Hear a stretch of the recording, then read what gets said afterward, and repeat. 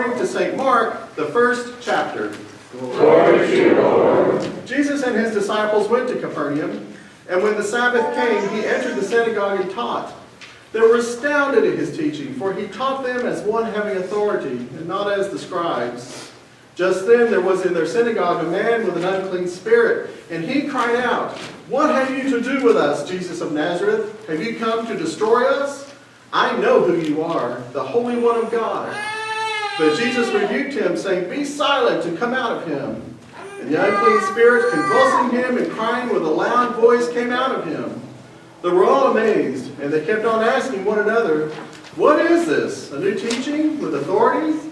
He commands even the unclean spirits, and they obey him." At once, his fame began to spread throughout the surrounding region of Galilee. The Gospel of the Lord. Praise to you, O Christ. Grace to the peace of God the Father, through Jesus Christ our Lord. Amen. You may be seated.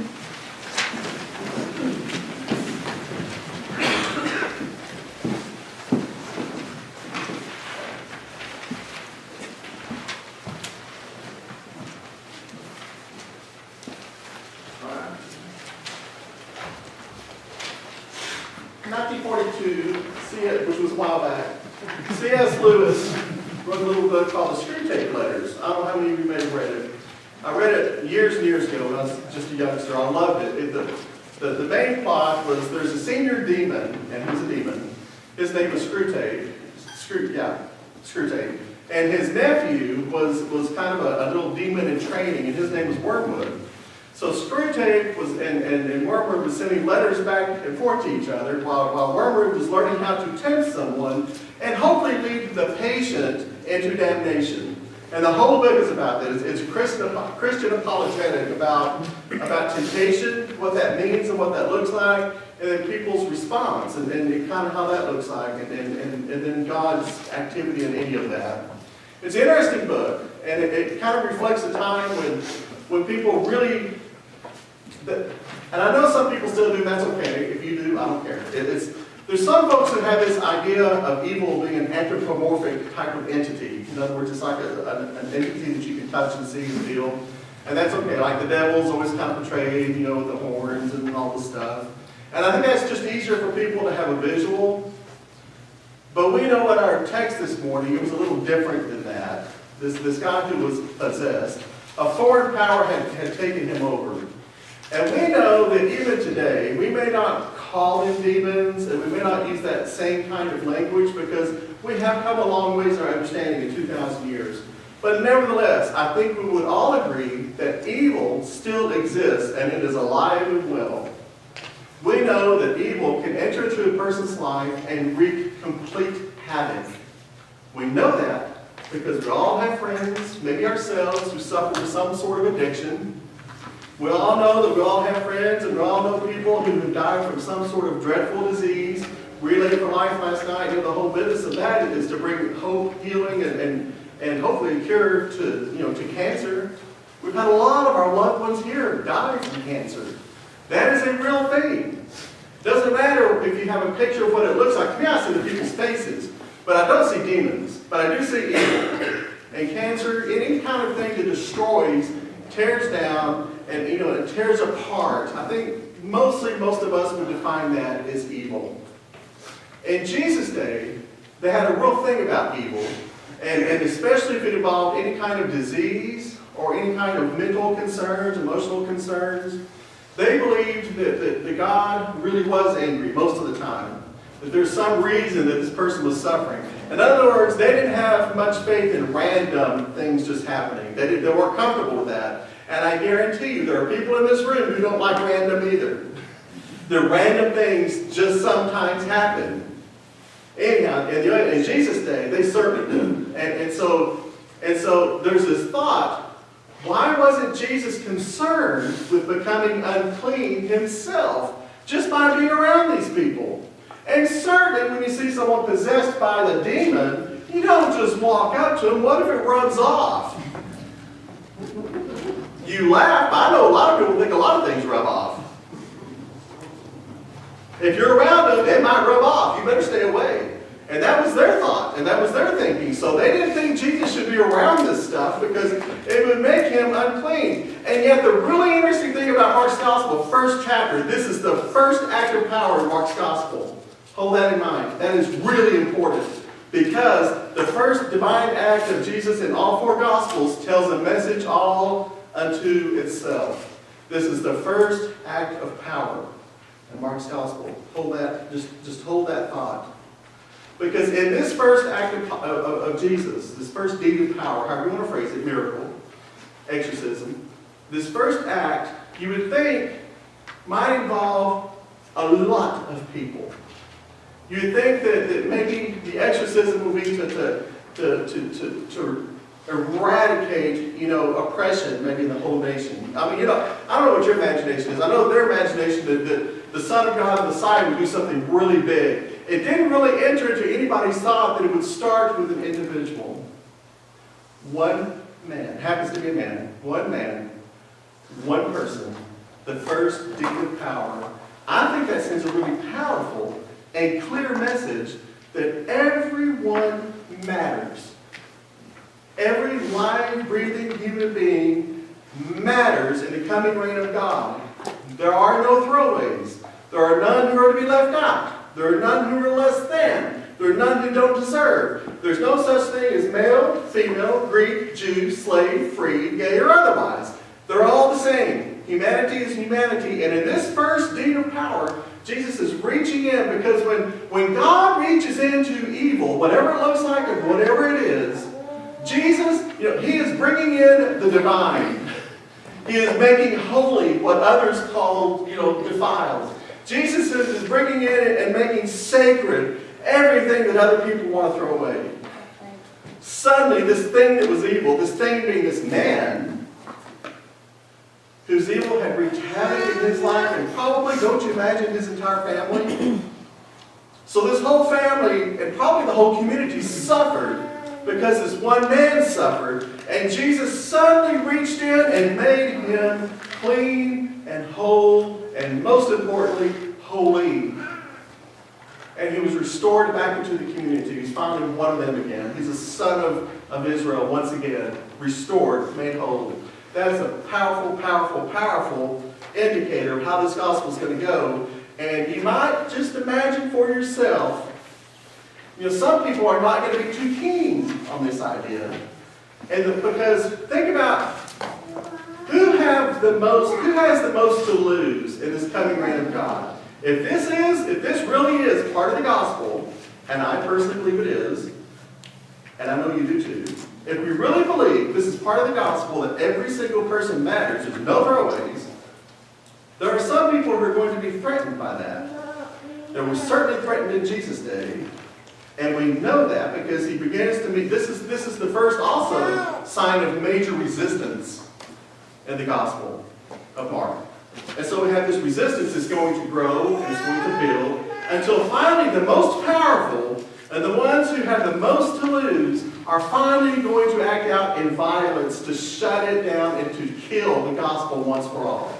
That is the goal, because not everybody likes this plan. Not everybody likes it, that God cares about every single person. Well, come up a few centuries to the 21st century, and it seems to me that, Christianity has come a long way in a lot of different areas, and it seems to me that we've become really good at doing a lot of things. There's some things that we all know we can improve at, but God never called us to be perfect. He called us to be faithful. And here's the difference. When Jesus reaches in and makes things holy and divine, Jesus is making them every bit the same human being as all of the rest of us. There's power in that. When people gather, hundreds of people, here in our little community, tens of people, gather, and this is important, I think we pointed out, and I'll point it out a lot, I'm going to do it again. To gather for this Relay for Life, Jesus was all about this kingdom. People with cancer matter. I mean, just look at it that way. In Jesus' day, they say he's suffering or she's suffering from a demon and something evil because God's mad. We know differently. We know that God loves these people, and we know that God expects and ultimately brings healing. But we know even in our lifetimes, in that person's lifetime, God desires wholeness and healing of the body, soul, and mind, the whole thing. And so the people of God work toward that end. That's part of being faithful. It's working toward an end. And and I have become, it's hard, I think, sometimes for us to not drift into cynicism and be cynical, especially about an industry that profits on other people's illnesses. And I think that exists. I think all you have to do is read the news to know that pharmacology is an industry. And that is whatever it is. But the people of God resist, and it seems to me part of our call is to do the same kinds of things Jesus did, and resist it on whatever level we can, and to give a little pushback. To give a little pushback toward whatever is oppressing this person, because this person one day will be us. Whatever, is holding back and holding down, maybe, for example, a woman who's never been in a certain position, you can pick one, because women have just never done that. Well, from God's way of thinking, this person, there's no longer male or female. There's no longer Jew or Gentile. We've been through that.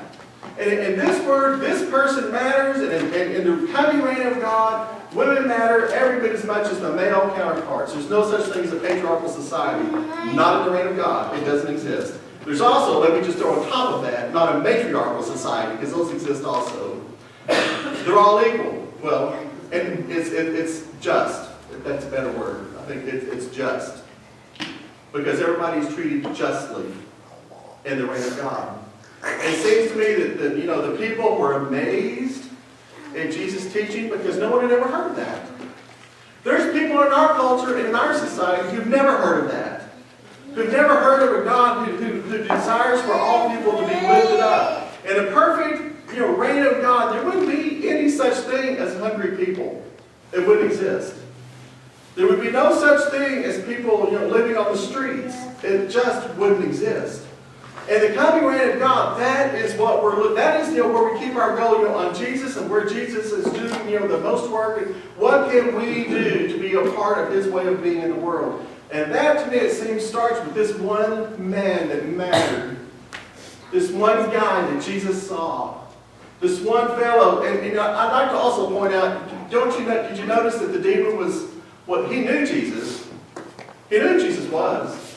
There's a huge difference in knowing something and having faith in it. Think about that for just a minute. This evil demon knew all about Jesus, who He was. He was afraid, did you come to destroy Him or us? And then finally, you are the Son of God. I mean, He knew Jesus, He knew what He was there for, He knew what He was going to do. And He knew why. He knew all about Him. There's a big difference in knowledge and faith. And this to me, story, this deed of power, screams, are you going to have knowledge of Jesus, that He was just a good old guy that was able to go out and cast out demons and fed a few folks and did this and that? You can know all about Him. Or are you really going to put your faith, hope, and trust in Him? That's the question. Do you really have faith in His way of being in the world? Do you really have hope and trust that it really does make a difference when everybody matters? Does it really make a difference? The demon knew it would. And he shrieked as he was cast out. That's important. Because there's always resistance, and it almost always makes a loud noise. Because they don't like it.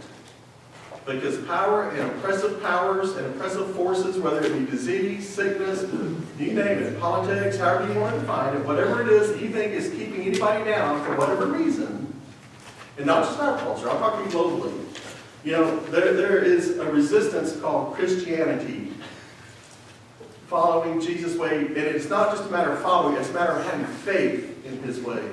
Having faith that we too are, as the people of God, adopted into heirs with Him. That means we too can cast out demons. We don't like to think in those terms. You are Jesus when you leave this place. You are the light. This is Epiphany. You are the one who's going to bring light. You are the only one sometimes that can change this person's life from a life of chaos and confusion and dread into a life of wholeness and freedom from all these demons.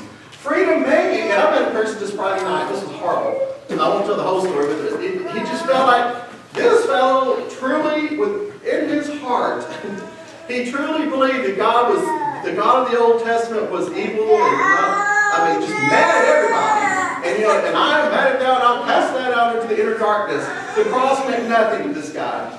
It's like he never even thought of the cross. It's like the God of the Old Testament was wanting this demon-possessed man to go jump off the cliff, not bring healing. And Jesus says, hey, I am the image of God. You've interpreted that whole Old Testament thing wrongly. You need to go back and reread it in context and find out what was really going on. It wasn't about God being evil. It was all about God trying to bring the people of God back into faithfulness as the priesthood to the nations. This thing of love right here was the ultimate. And He calls us into this ultimate walk. Do we have faith in that? Do we have faith in the cross and that it can make a difference? Our lives will bear out that truth. Either way, Jesus has already claimed us. We're already God's child, and we can't undo it. And the good news is He loves us even regardless when our faith is lack. And even during those times, I'll point to myself for a moment, even those times when I've been somewhat cynical about certain things, think, well, this is just not going to make any difference. I know God has revealed to me in a whole different way that it does make a difference. It does matter. When we act out in faith and we follow through, lives really are changed. Sometimes, we may not even know it, but sometimes by the hundreds or thousands. Lots of times faces we don't even know. But many times when we're truly blessed by that person we do know. And we do know, whatever it is that we have done collectively, this has made a difference. This is a house of Jesus Christ. This is a place people come to find hope. This is a place where we can leave here with that same hope and that same light so that we can share it. It's not ours exclusively. It was intended to be for the whole world. That's the light of Epiphany. Amen? Amen. With the peace which passes all human understanding, keep all of our hearts and all of our minds in Christ Jesus our Lord.